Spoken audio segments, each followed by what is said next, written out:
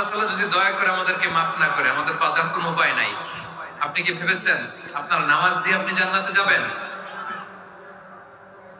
আপনি তাহাজ্জুদ গুজার সেজদা দিতে দিতে কপালে দাগ ফেলেছেন, এটা আপনারা জান্নাতে নেবে না? আপনি এলাকার সবচেয়ে বড় হাতেম তাই দানশীল, এই দানের ভরসায় বসে আছেন। কশিন কালোটা আমাদের নামাজ, আমাদের রোজা, আমাদের ইবাদত, এগুলোকে মিজানের পাল্লায় উঠালে কোনো ওজনই হবে না। তবে আমাদের একটা কৌশল জানা আছে, আমরা আল্লাহর রহমতের ভিখারি। আমরা সেদিন আগেই গুনার স্বীকৃতি দিয়ে দেব। আমরা বলবো, আল্লাহ তুমি প্রশ্ন করার আগে তোমার একটা কথা বলি, আমারে কিছু জিজ্ঞেস করো না, আমি সব করেছি।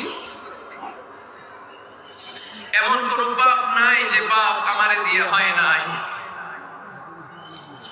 তোমার রহমত দিয়ে তুমি জান্নাতে পাঠাবা, তোমার দয়ায় জান্নাতে